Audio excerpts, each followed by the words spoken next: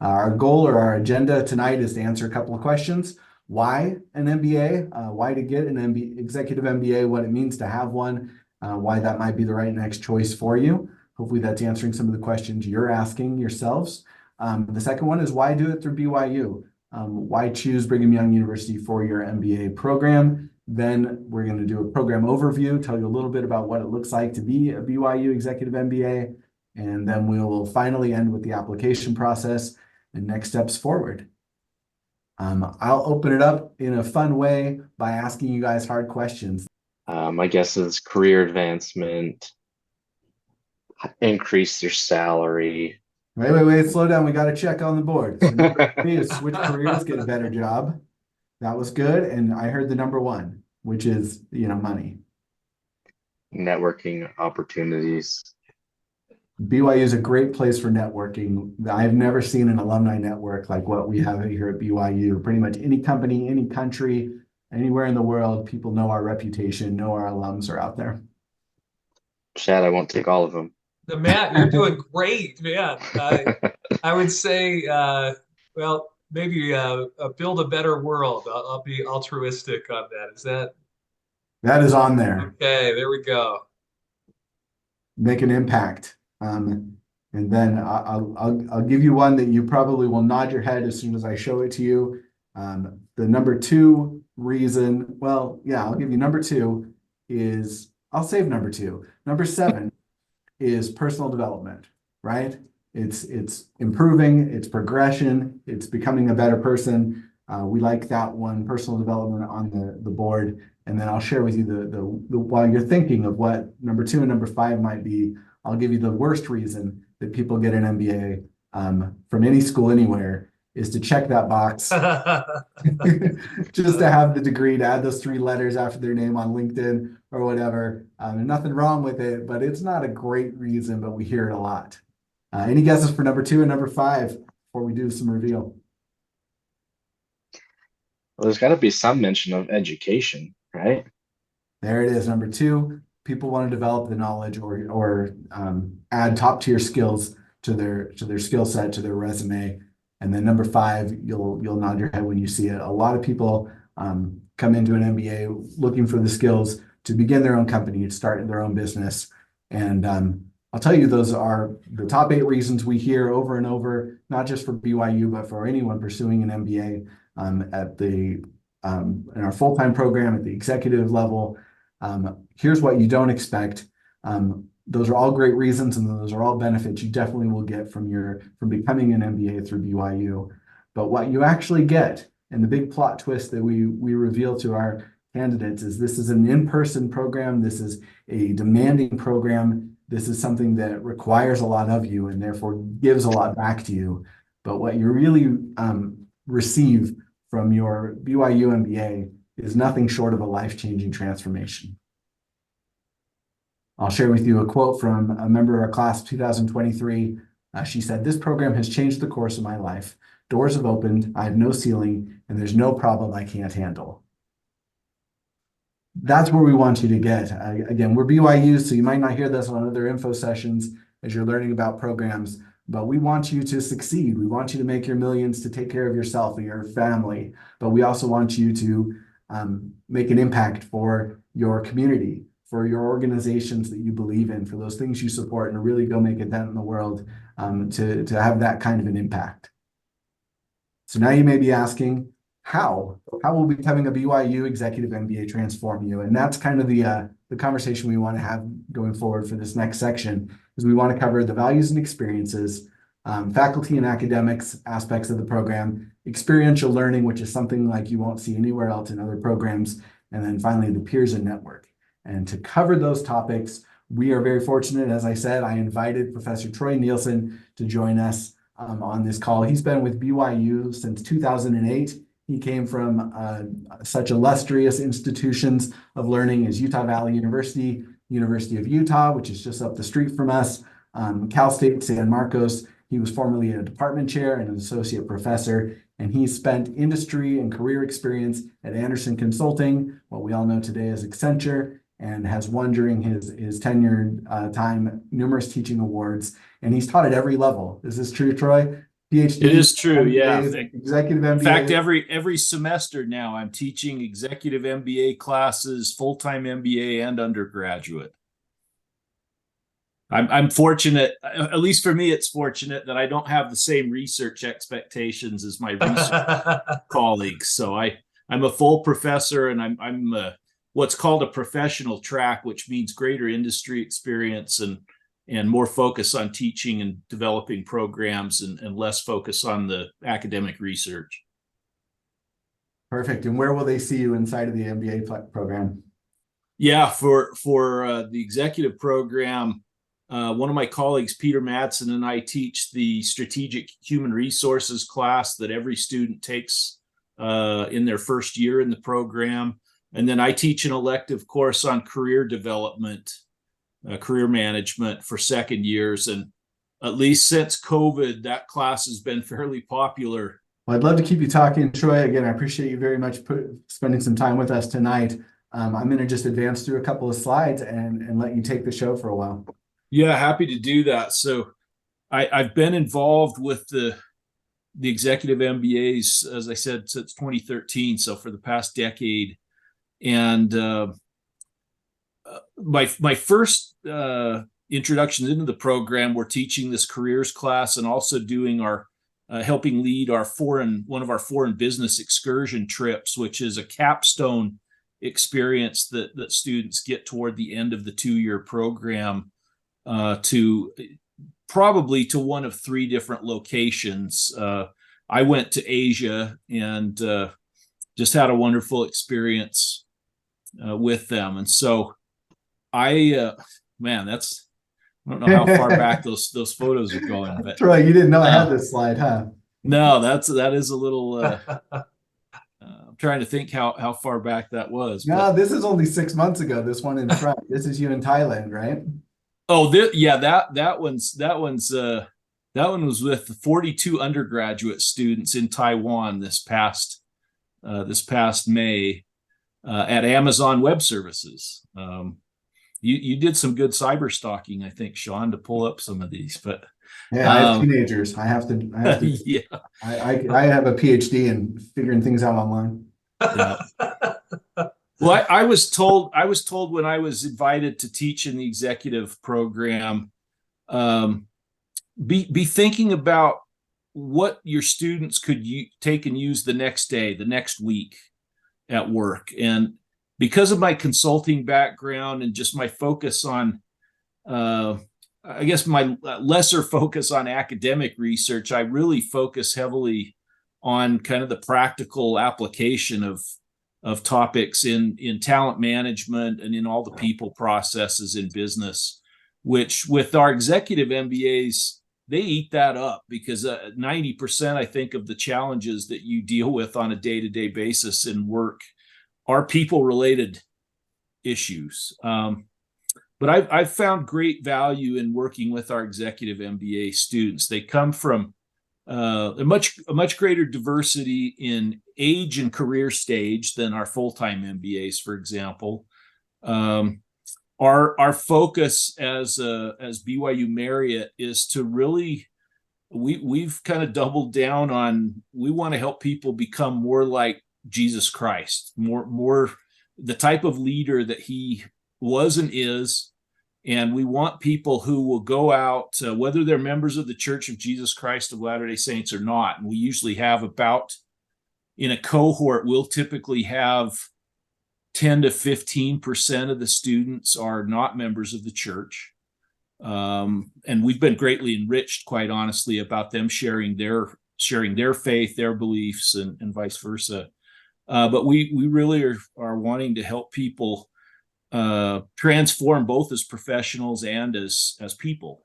And the two current cohorts, the class of 2024 and 2025 that I have worked most closely with, they've been very intentional about culture and what culture they want in the program. A culture that speaks to inclusion and belongingness, a culture that speaks to being intentional and strategic about what they do, not just in class, but also social activities and ways to build stronger connections and relationships. And they've really embraced gratitude. They've talked a lot about just being grateful for the opportunities that they have with one another, with professors, with alumni. One of the values to me that makes an in-person experience really important. I'll share a little bit more later just about those relationships with your peers. But when we do exit interviews with students, the number one value add for them in the executive MBA program is always those relationships with each other. So bringing in high caliber people that come from diverse backgrounds, diverse work experiences. We have students that are that range from heart surgeons to rising software engineers that want to take the next step and become people managers, people leaders in the technical world. We've got people who are in all the different functions, in finance, in marketing, in supply chain, in HR. And so getting a group of talented people like that together to share their insights and to talk through cases, talk through challenging issues that they're dealing with on a regular basis in their organizations really adds a lot of value.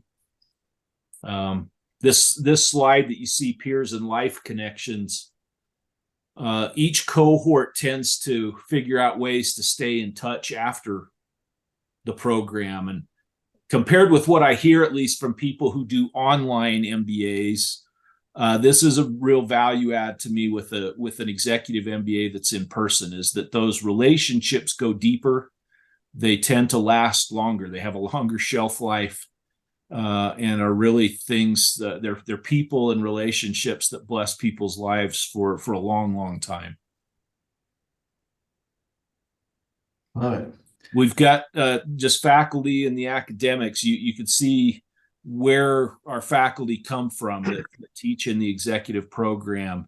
And I will say that to teach in the executive program requires, it's not everybody on our faculty that can come teach or gets the invitation to come teach in the executive program. It tends to be, with the exception of yours truly, the best of the best, the cream of the crop that are invited to come teach, and they put up with me. So, but people that come from really strong academic institutions with almost all of them with PhDs. Those who don't have PhDs are typically people that have 15 plus years of industry experience in their specialty, like Mike Bond with brand management, for example. So that's a little bit just about faculty and academics. One of the things I really like before we go to that, is just the tendency is to have most courses in the executive MBA, at least the core classes, are team taught.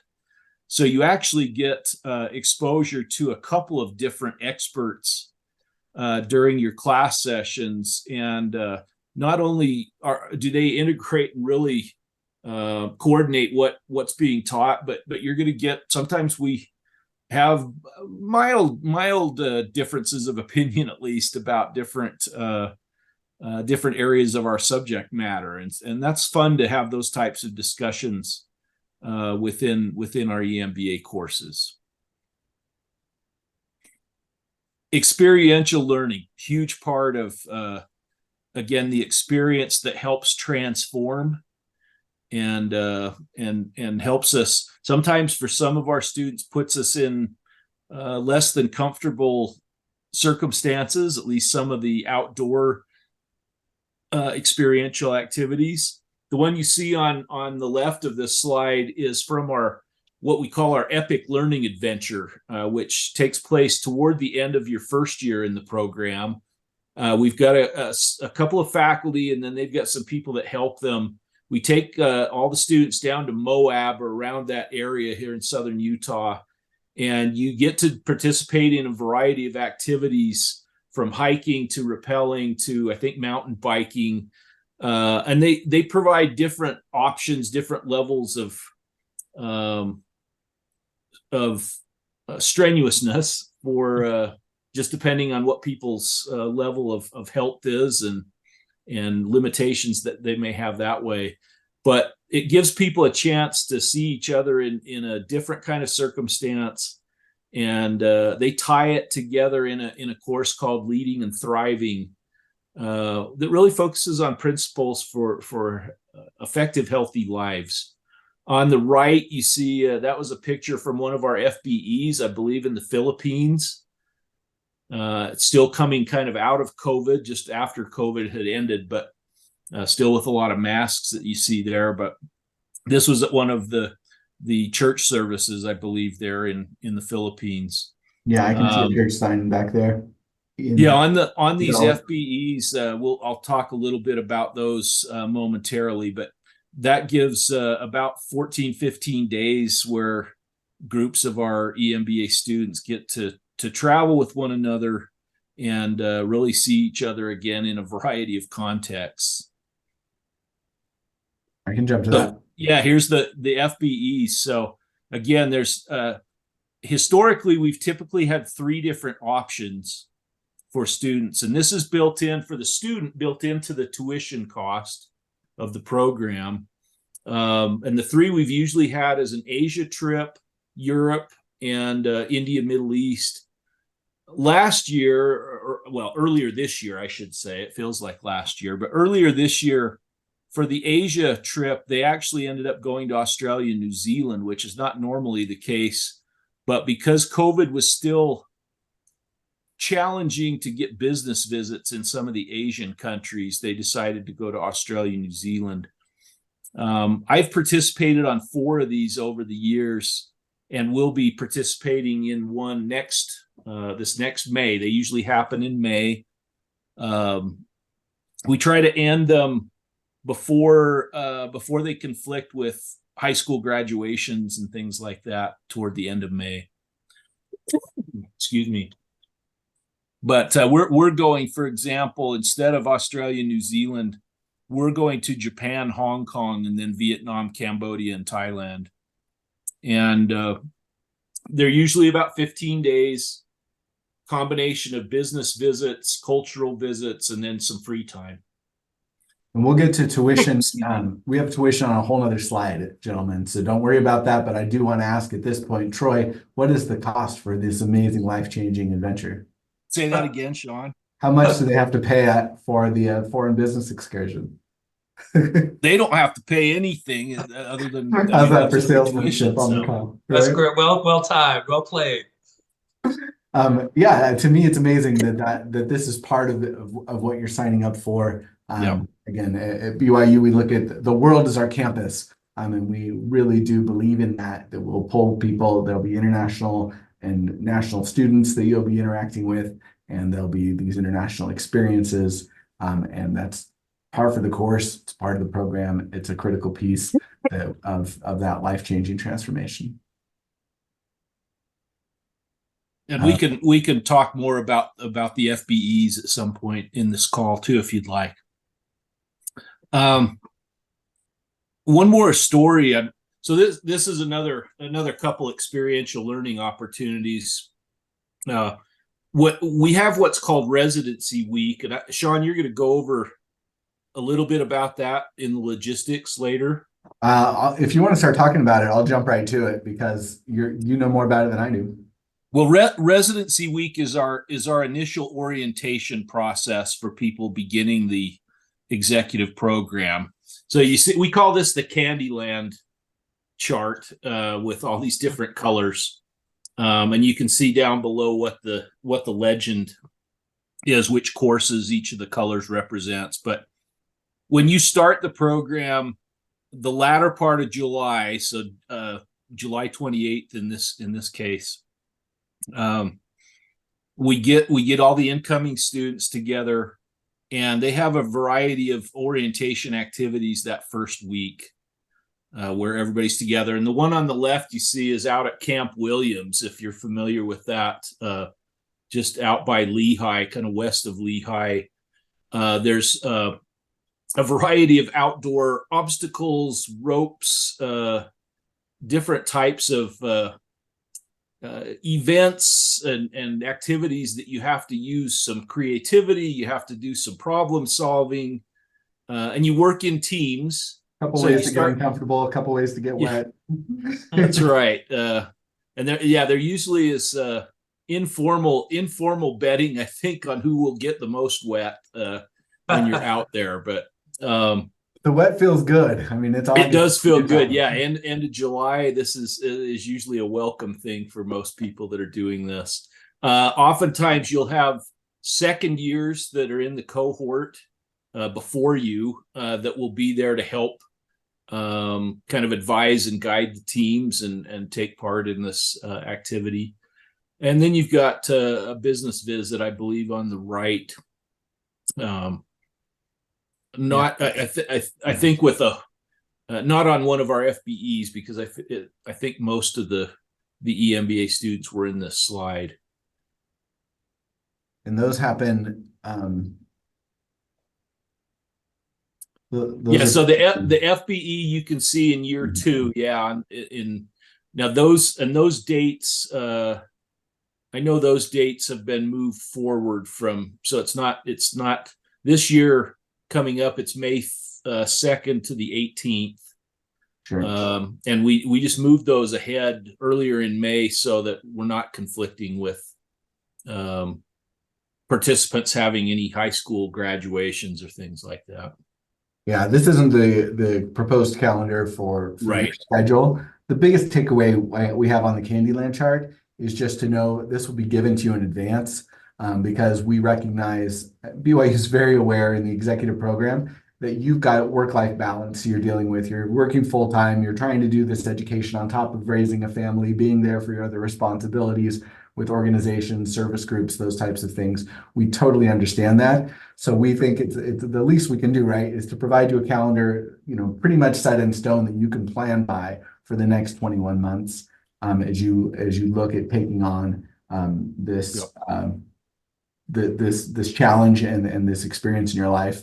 And I have I have class of 26 calendar just now. It's the unofficial version, so it's not posted online. But if either of you would like it, I'm going to include just my email and contact info on this, and I can shoot you over that information so you can have it to look at it. Sometimes it just makes it more real when you can put that against a calendar and take a good look at what you're biting off before you jump in with both feet. Yeah, and I'd probably just highlight four things on this calendar. The three bigger breaks in the program. The two Christmas breaks. So we typically have classes the first Friday, Saturday of December, and then you're off until after the new year.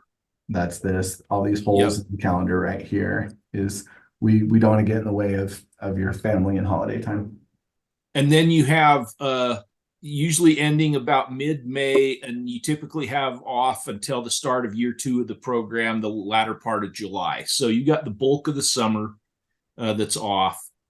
And then the other piece that I'd highlight just above that on April 16th on this particular calendar, Right.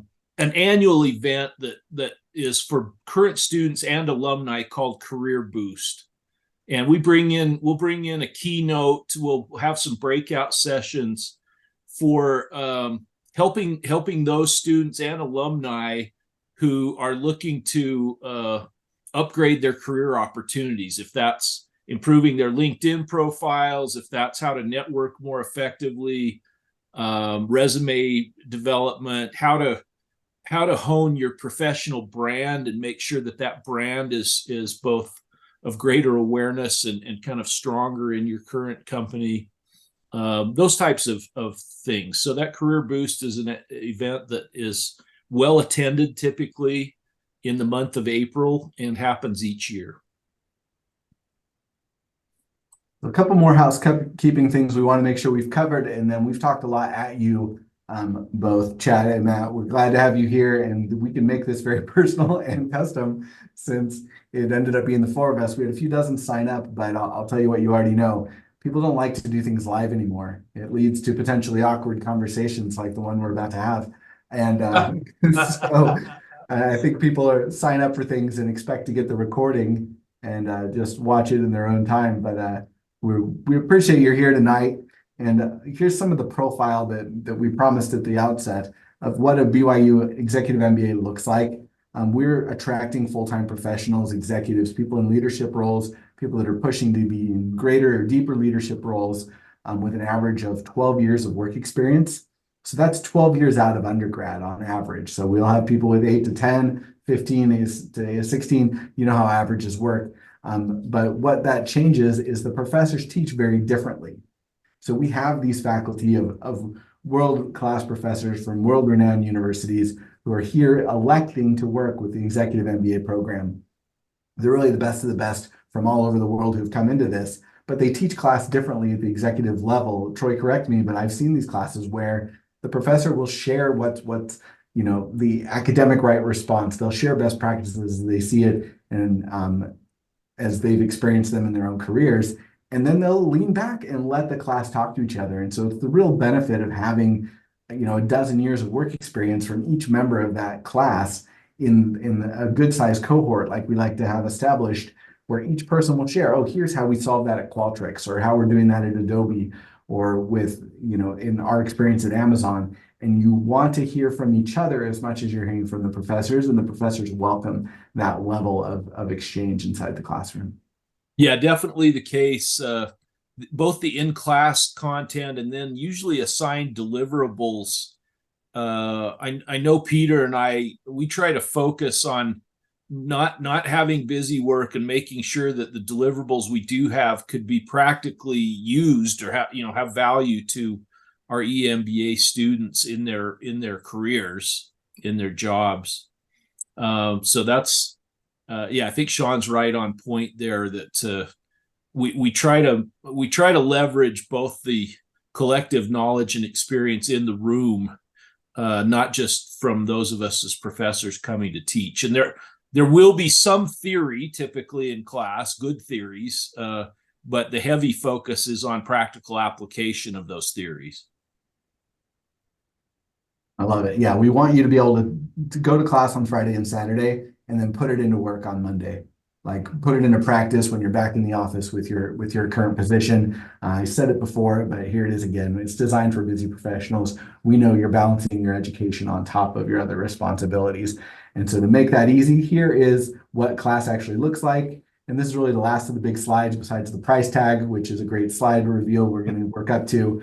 I'll do it. I'll hopefully do it in a way that Chad appreciates, but it's a 23-month program. 21 of those months you're in class, and then there's a couple of group activities outside of class. The classes are held at the BYU Salt Lake Center. So they're not in Provo. You're not driving here to Provo every day. You're welcome. And they're every other Friday and Saturday. And so that is half days on Friday and then full days on Saturday. You already saw the Candyland schedule, that it's not even every Friday and Saturday, it's every other. And then we work out, around major events, holidays, general conference, those types of things. Lunch is included in that Saturday session. That's an important part of each Saturday, is to make sure that you get your menu right. We get you food you need. We all know that good learning is only as limited as your ability to focus and concentrate. And that it's made up of predominantly core classes at the beginning for those first 3 semesters, 2.5 semesters, and then semesters 3 and 4 are a lot more of those elective and optional classes. Anything else we want to say on program overview?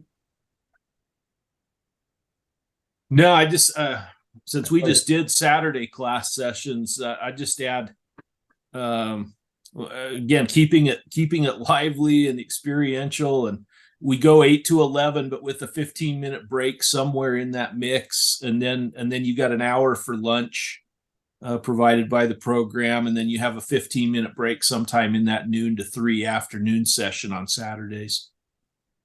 We really try to make it a place where you can focus on learning. So we're buying your school books, we're taking care of classroom time, we're taking care of food for you.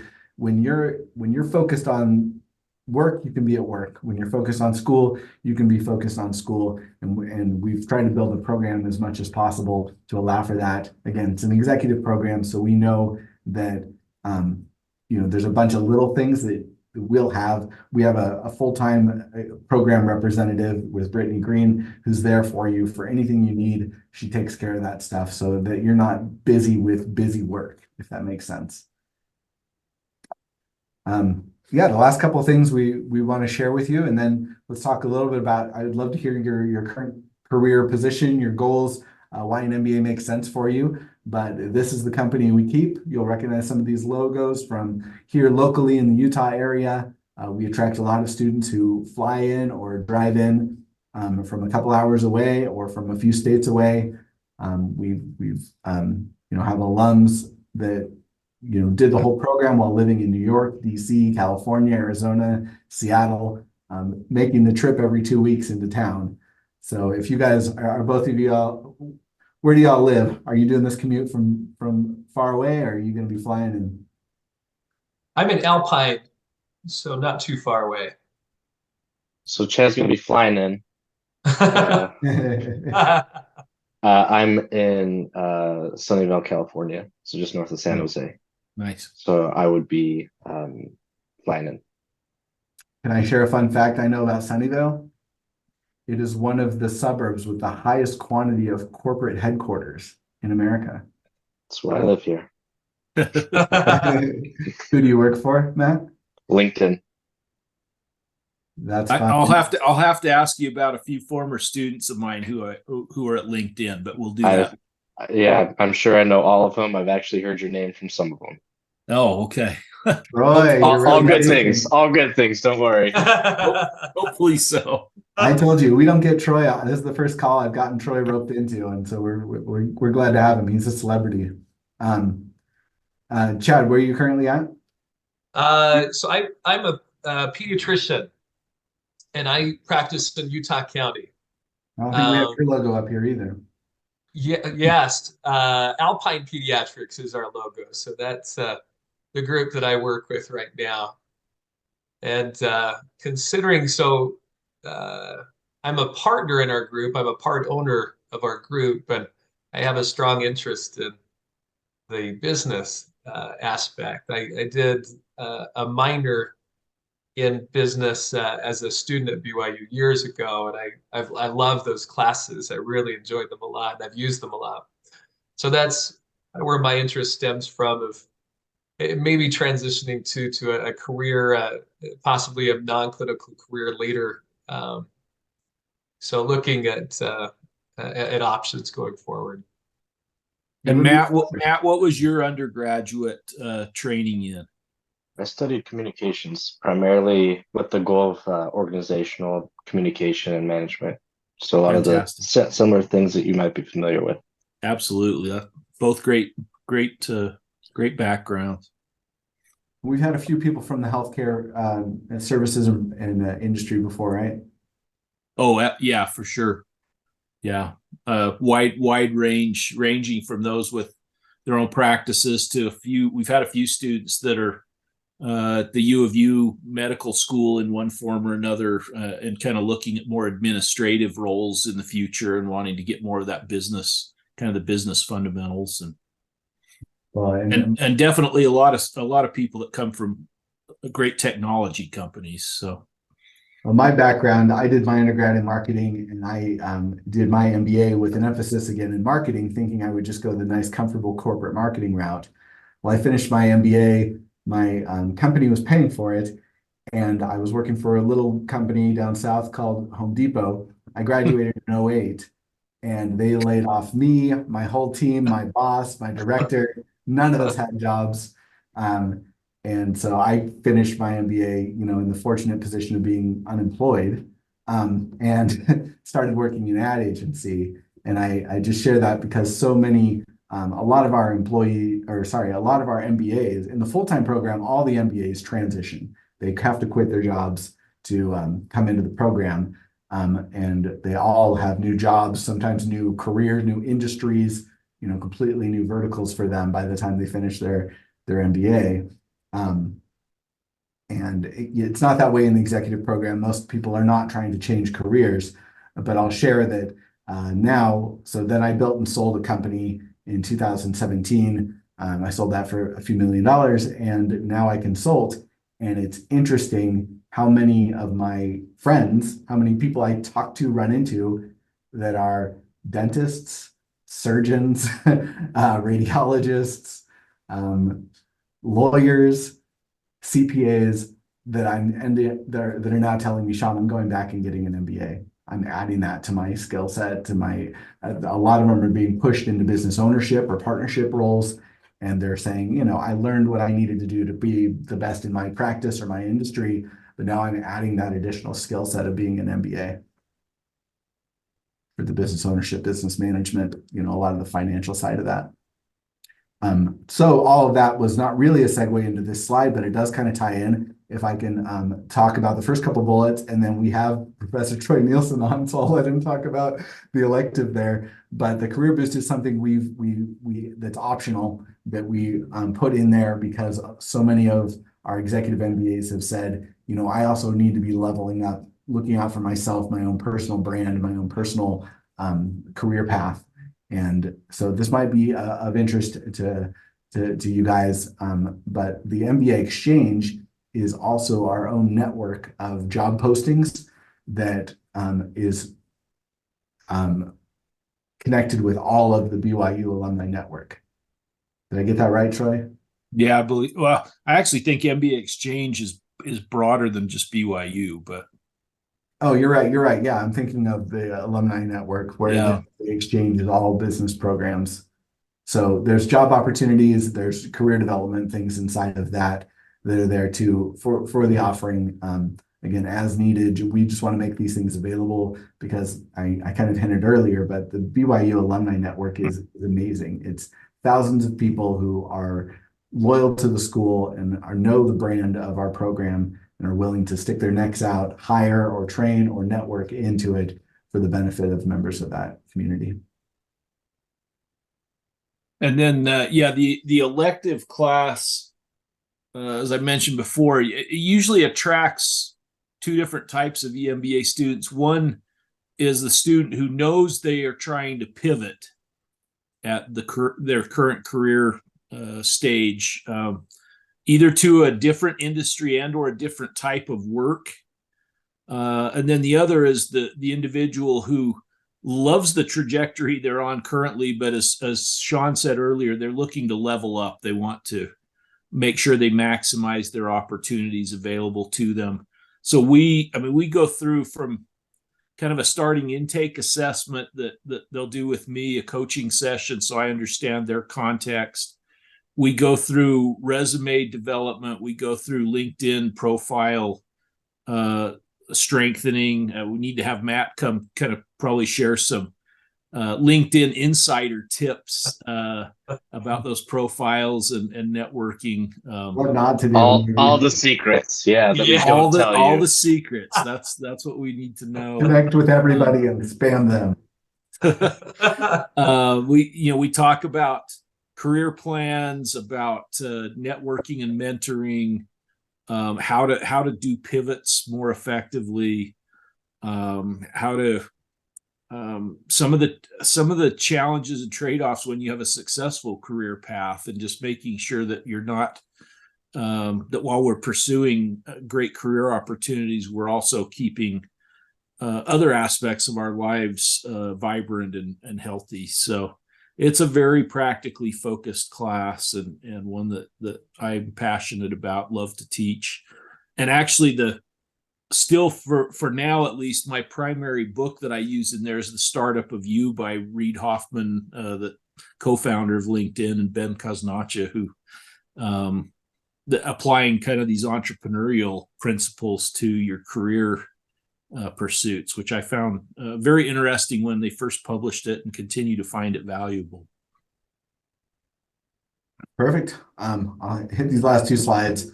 We talked about the network. They're all over, especially in the Mountain West, because it's the executive program. They're here in this area, but BYU is known everywhere. There's no country or company you can't go to where people haven't heard of us. Here's my big reveal slide. The current average cost of executive MBA programs is $75,000 a year. That is taking out student loans in most cases for $150K for tuition alone. We do not do that for you. As you may have caught, our sponsoring institution is the Church of Jesus Christ of Latter-day Saints, and it's part of their mission to create Christ-like leaders, people who will go out and transform the world. And so because this is in alignment with their goals, they do a heavy subsidization of that cost. The total 2-year tuition for the Executive MBA program at BYU is $53,000. And what does it take to get this wonderful program that we've been explaining to you? The final slide here is the enrollment application, and it is a process. The application requires 2 letters of recommendation, a statement of intent, which is 1.5 to 2 pages telling us why you're amazing and you're going to be successful and you'll continue to succeed anyway, but the BYU's MBA would help you get where you're trying to go faster and better. We also want to see your undergrad transcripts, dust those off, and you knew those would come back to haunt you. Then resume. On a resume, we're looking for that you're showing progression, that you're taking on responsibility, that you've raised your hand for leadership opportunities to push yourself, that you're the kind of person that's advancing anyway in your career. And we, again, want to be part of that success story. We know that as a BYU MBA, you're going to continue to do great things, maybe even better things. There's the ecclesiastical endorsement, which is saying that you're willing to live during your time as an MBA with BYU's brand and logo and reputation, that you're living the honor code during that time period. There's also an in-person interview where you may be fortunate to interview with someone like Troy or other full-time faculty members who are going to want to get to meet you, make sure you're a good cultural, social fit for the program. And then there's $50 out of pocket for the application. Our opening deadline opened in December. Final deadline is May. It's a rolling application. So, deadline of May 1st, really you need to be in there by May 1st. But anytime between here and there is that rolling admission process. Applying early is beneficial because at certain cutoffs, they are taking in groups and making those decisions. I think, Troy, you're part of the admissions team. You guys meet bi-weekly? Yeah, well, we meet, depends on the time during that admissions period. But yeah, we usually meet twice a month. I would just say, in the executive program, we do have a hard cap at 70 students, which is largely because of the space constraints in the Salt Lake Center that we meet in. And we have seen a clear uptick so far with applications for our executive MBA program. And I don't know, we're not sure yet if how much of that is because of layoffs that have happened, how much is just people looking at kind of reassessing their career path. And part of it is, Sean and others in the program getting the word out more abundantly and consistently here in the months in the fall. But so I would, if you're going to apply, I would say try to apply earlier rather than waiting towards the May 1st deadline. Perfect. I'm putting my contact info in the chat so you can just copy and paste it or click on it if you want. And that's really, here's your big motivating slide for the big finish, but that's what we wanted to go through with you guys tonight.